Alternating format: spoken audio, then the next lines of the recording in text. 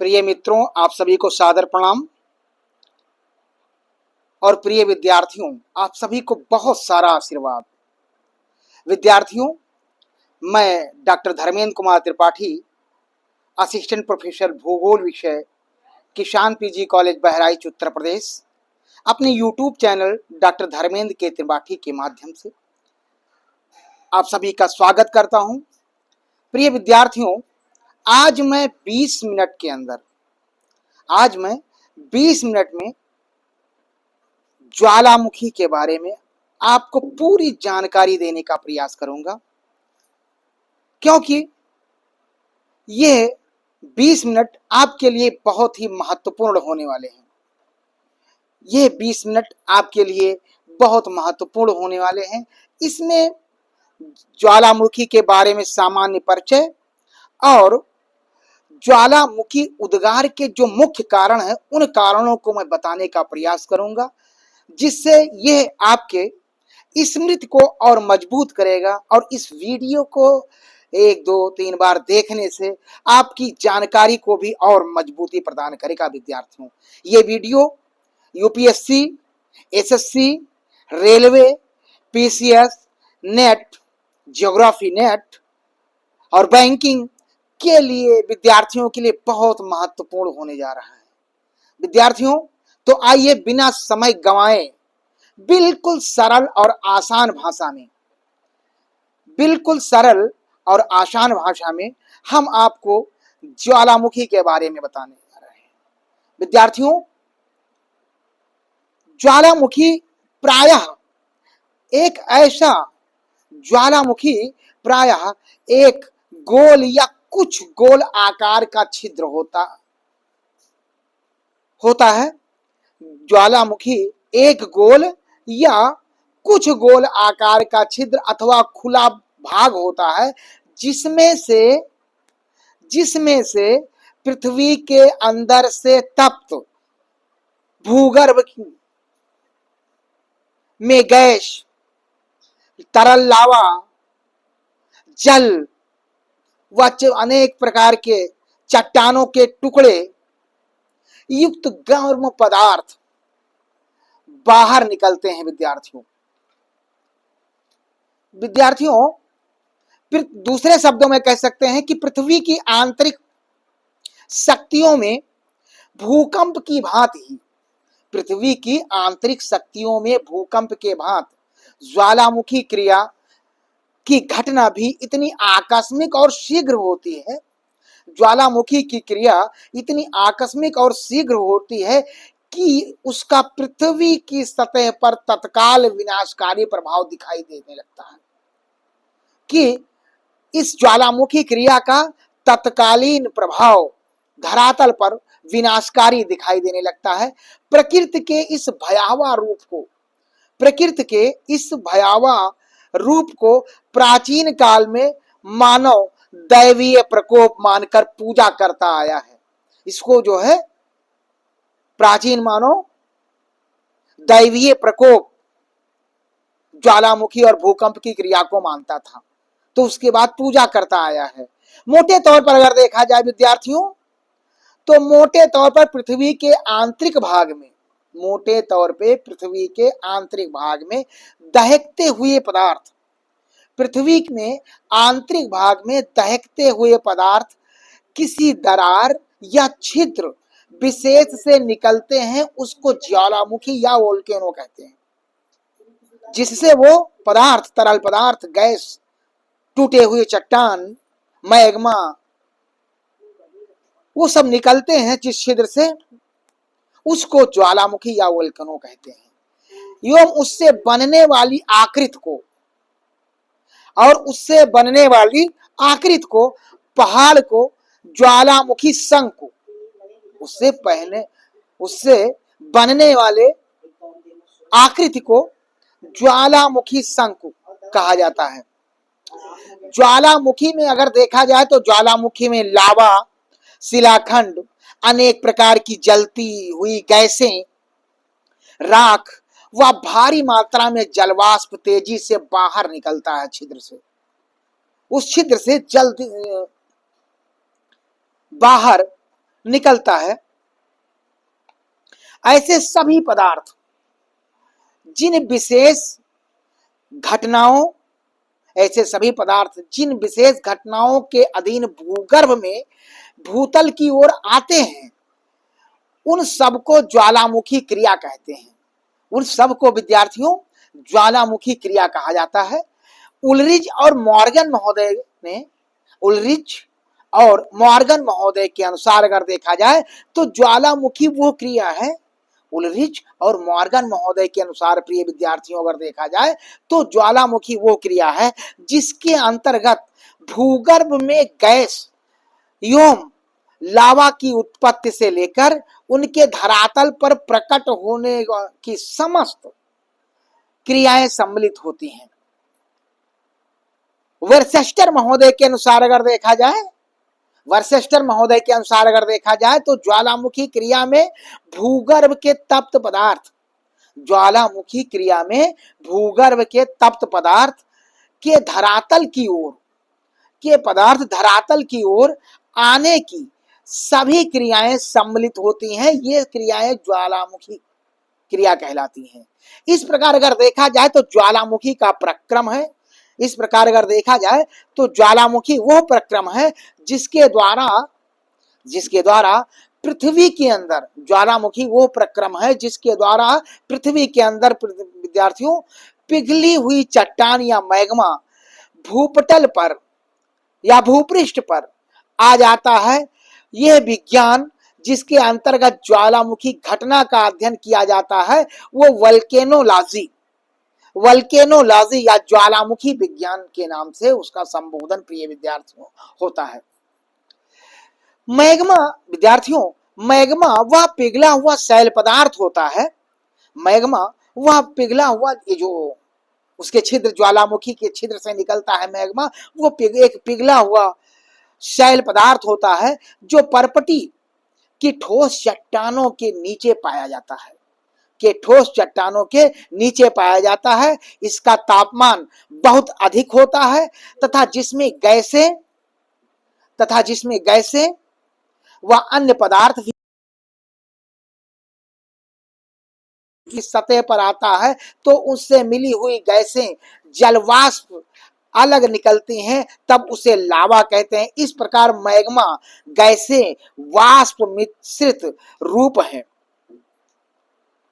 Magma की उत्पत्ति अगर देखा जाए तो अत्यधिक ऊंचे तापमान पर भूगर्भ में मैग्मा की अगर उत्पत्ति को देखा जाए तो अत्यधिक ऊंचे तापमान पर भूगर्भ में शैलों के पिघलने से होती है। इतना प्रिय विद्यार्थियों इतना तापमान एवं उष्मा पृथ्वी की उत्पत्ति काल की तप्त अवस्था से तथा रेडियो सक्रिय पदार्थों से प्राप्त होती है कि गहराइयों में अस्थाई मैग्मा भंडार पाया जाता है पूरा, जिसकी स्थिति लगभग 50 किलोमीटर नीचे मानी जाती है। विद्यार्थियों प्लेट विवर्तनिक सिद्धांत में मैग्मा कुछ इस प्रकार बताए गए हैं अगर देखा जाए कि जिनमें अटलांटिक मैग्मा यानी सागरीय प्लेटों के कारण व रियोलेटिक मैग्मा महाद्वीपीय प्लेटों के कारण। ठीक है, अब प्रिय विद्यार्थियों ज्वालामुखी उद्गार की क्रिया जो होती है उसके कारण क्या होते हैं।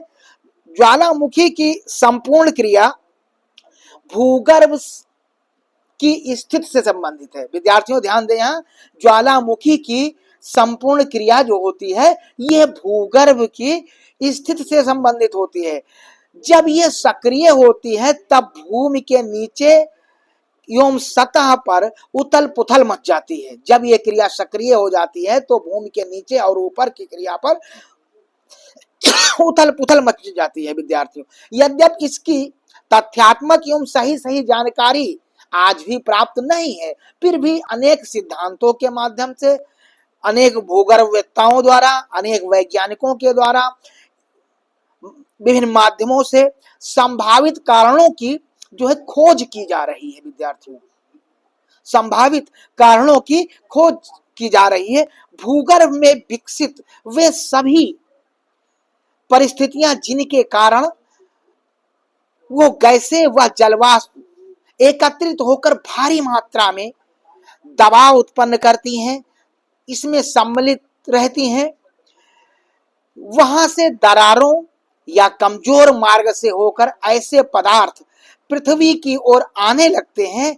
ज्वालामुखी उद्गार के अगर देखा जाए यह तो निम्न प्रकार के कारक हैं। निम्नलिखित कारकों के आधार पर ज्वालामुखी की क्रियाएं बहुत तीव्र होती हैं। नंबर 1, भूगर्भ का उच्च ताप। भूगर्भ का उच्च ताप। विद्यार्थियों, हम सभी लोग जानते हैं कि पृथ्वी की आंतरिक भाग में अभी भी उच्च ताप पाया जाता है। भूगर्भ में ताप बढ़ने की दर प्रति 32 मीटर की गहराई पर भूगर्भ में नीचे जाने पर 1 डिग्री सेंटीग्रेड तापमान की वृद्धि होती है। विद्यार्थियों, इसके अतिरिक्त वहां पाए जाने वाले रेडियोधर्मी पदार्थ विखंडन द्वारा पाए जाने वाले रेडियोधर्मी पदार्थ विखंडन के द्वारा प्राप्त गैसें भी रेडियोधर्मी पदार्थ विखंडन द्वारा ताप को और बढ़ाते रहते हैं। यद्यपि ऊंचे तापमान पर अगर देखा जाए तो भूगर्भ में चट्टानें पिघली अवस्था में होनी चाहिए, क्योंकि प्रति 32 मीटर नीचे जाने पर 1 डिग्री सेंटीग्रेड तापमान की वृद्धि हो जाती है। किंतु ऊपरी परत में के अधिक भार से चट्टानें पूर्णतः पिघल नहीं पाती हैं, ऐसा भूगर्भ शास्त्रियों और भूगोलवेत्ताओं का मानना है। किसी भी कारण से जब दबाव घटने पर पिघली हुई चट्टानें अर्थात मैग्मा जलवाष्प के साथ ऊपर की ओर गतिशील हो जाती हैं, तो ये क्रिया ज्वालामुखी का रूप लेती है। दूसरा है गैसों व जलवाष्प की उत्पत्ति। प्रिय विद्यार्थियों, दूसरा कारक है गैसों व जलवाष्प की उत्पत्ति। जब कभी भी भ्रंश या दरारों से होकर, विद्यार्थियों ध्यान दें, जब कभी भ्रंश या दरारों से होकर महासागरीय जल या भूमिगत जल भूगर्भ के काफी गहराई तक चला जाता है, तो उच्च ताप के कारण जलवाष्प में बदल जाता है। यानी जब कभी भ्रंश या दरारों से होकर महासागरीय जल या भूमिगत जल भूगर्भ के आंतरिक भाग में चला जाता है, तो वहां उच्च ताप के कारण जलवाष्प में बदल जाता है। इसमें मार्ग से चट्टानों में प्राप्त गैसें भी सम्मिलित होती हैं। इसी कारण गैसीय पदार्थों का 75 से 90% अगर देखा जाए भाग जलवाष्प का रहता है। ये जलवाष्प दबाव के प्रभाव, विद्यार्थियों, ये जलवाष्प दबाव के प्रभाव से 135 डिग्री सेंटीग्रेड तक गर्म होकर बहुत अधिक विस्फोट स्थिति ला देती है। इस विशेष गतिशील एवं दबाव वाली गैसों एवं जलवाष्प को जहां भी कमजोर स्थल मार्ग ऊपर दिखाई देता है, उसी मार्ग से भूतल की ओर नीचे से चट्टानों को तोड़ती हुई नीचे से ऊपर की तरफ बढ़ती हैं। तब इनके साथ मैग्मा भी बहुत तेजी से ऊपर बढ़ने लगता है और वो जो है चट्टानों को तोड़ते हुए फिर भूपृष्ठ पर ऊपर निकलता है। तीसरा है असंतुलन। विद्यार्थियों ध्यान दें, धरातल पर भू आकृति प्रक्रमों के कारण क्षेत्रीय रूप में असंतुलन उत्पन्न हो जाता है। धरातल पर भू आकृति प्रक्रमों के कारण क्षेत्रीय रूप में असंतुलन उत्पन्न हो जाता है। इसका प्रभाव विद्यार्थियों भूगर्भिक व्यवस्था पर बहुत पड़ता है। भूगर्भिक असंतुलन के कारण शैलों में गति हो जाती है। भूगर्भिक असंतुलन के कारण शैलों में गति, भूकंप, वलन, भ्रंश आदि की घटनाएं यहां पर होती हैं। असंतुलन के द्वारा संतुलन स्थापित क्रिया हेतु भूगर्भ से मैग्मा का प्रवाह होता है। संतुलन बनाने के लिए भूगर्भ से मैग्मा का प्रवाह होता है। इस प्रकार भूगर्भिक क्षेत्रों में संरचना परिवर्तन होते रहते हैं। तथा ज्वालामुखी क्रिया सक्रिय होती है। विश्व के अधिकांश ज्वालामुखी इसी कारण से, विश्व के अधिकांश ज्वालामुखी को अगर देखा जाए तो वो इसी कारण से समस्थिति असंतुलन, ध्यान दे विद्यार्थियों, वाले क्षेत्रों में ही पाए जाते हैं। चौथा कारण है क्या है ज्वालामुखी आने का? दबाव में कमी। दबाव में कमी। पृथ्वी के केंद्र की ओर जाने पर, विद्यार्थियों ध्यान दें, पृथ्वी के केंद्र की ओर जाने पर पदार्थों का दबाव निरंतर बढ़ता रहता है। पदार्थों का दबाव निरंतर बढ़ता रहता है। भूगर्भ की ऊपरी परतों के विशाल दबाव के कारण विद्यार्थियों अत्यधिक तापमान होने पर भी शैलें ठोस अवस्था में रहती हैं। अत्यधिक दबाव होने पर भी शैलें ठोस अवस्था में रहती हैं। विद्यार्थियों जब कभी भूगर्भिक हलचलों के कारण ऊपरी दबाव घट जाता है तो निचली शैलें पिघलने लगती हैं। तो नीचे की शैलें जो होती हैं वो शैलें चट्टान पिघलने लगती है। इसके कारण उनके आयतन में वृद्धि हो जाती है। यानी जब सिकुड़ेंगे तो उनका आयतन कम होगा और जब फैलेंगी तो उनका आयतन बढ़ जाएगा, उनके आयतन में वृद्धि हो जाएगी। तथा मैग्मा कम दबाव वाली कमजोर परतों से बाहर निकलने का प्रयास करता है। विद्यार्थियों इस प्रकार दबाव में कमी में ज्वालामुखी क्रिया सक्रिय रहती है। इस प्रकार अगर देखा जाए तो दबाव में कमी से ज्वालामुखी क्रिया बहुत सक्रिय रहती है। और पांचवा जो महत्वपूर्ण पॉइंट है, प्लेट विवर्तनिकी। ज्वालामुखी उद्गार के कारण जो पांचवा बिंदु आता है वो है प्लेट विवर्तनिकी।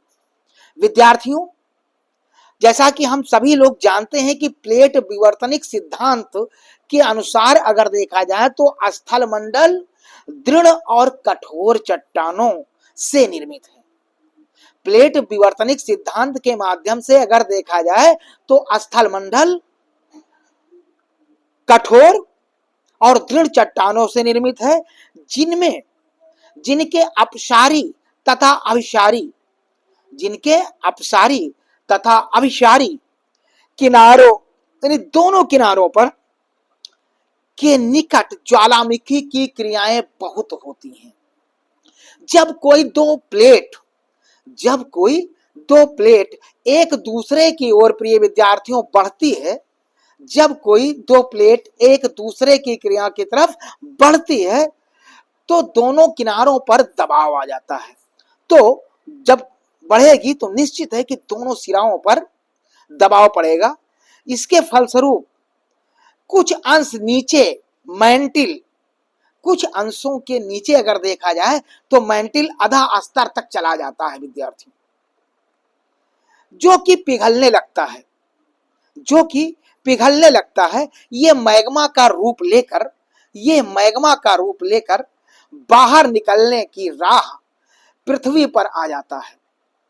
ठीक है, इस प्रकार ज्वालामुखी प्रायः सबडक्शन क्षेत्र से 200 से 250 किलोमीटर दूर सक्रिय होते हैं विद्यार्थियों। ठीक है विद्यार्थियों, तो ये प्रिय विद्यार्थियों ये ज्वालामुखी उद्गार के प्रमुख कारक थे। नंबर 1 भूगर्भ का उच्च तापमान, नंबर 2 गैसों एवं जलवाष्प की उत्पत्ति, नंबर 3 असंतुलन, नंबर 4 दबाव में कमी, नंबर 5 प्लेट विवर्तनिकी। ये कारक थे। इनके आधार पर ज्वालामुखी उद्गार के प्रमुख ये कारक है जिनके आधार पर ज्वालामुखी उद्गार होता है। विद्यार्थियों आज इस संक्षिप्त व्याख्यान में हमने ज्वालामुखी या वोल्केनो के बारे में आप सभी को बताने का प्रयास किया है कि ये क्या है, उनकी परिभाषाएं क्या हैं ज्वालामुखी की, साथ ही साथ इनके उद्गार के जो 5 कारक हैं जो 5 तथ्य हैं उन तथ्यों के बारे में बताया है। अगर इस वीडियो को आप 2-3 बार सुनेंगे तो निश्चित है कि ये आपके ज्ञान के वृद्धि में ये वीडियो बहुत सहायक होगी, क्योंकि मैंने बहुत सरल शब्दों का प्रयोग ज्वालामुखी की क्रिया को बताने के लिए किया है। ठीक है विद्यार्थियों, तो ये आपको ये वीडियो बहुत ही लाभप्रद होगी। अगर क्विक रिवीजन करना है ज्वालामुखी के बारे में कि ज्वालामुखी क्या है, ज्वालामुखी उद्गार के कारक क्या हैं, इनके बारे में क्विक रिवीजन करना है तो उसके लिए हमारी वीडियो आप सभी के लिए बहुत बहुत बहुत महत्वपूर्ण है विद्यार्थियों। यदि आप ये वीडियो आपके लिए उपयोगी रहा हो विद्यार्थियों, तो चैनल को सब्सक्राइब करें। हमारे चैनल का नाम है डॉक्टर धर्मेंद्र के त्रिपाठी, और अन्य विद्यार्थियों को इस चैनल को शेयर करें, जिससे उनको भी ज्ञान में बढ़ोतरी होने के लिए मदद मिल सके और जानकारी प्राप्त हो सके विद्यार्थियों। मैं डॉक्टर धर्मेंद्र के त्रिपाठी अगली कक्षा में, अगले वीडियो में किसी नए विषय पर आपके साथ पुनः उपस्थित रहूंगा। तब तक के लिए आप सभी को नमस्कार।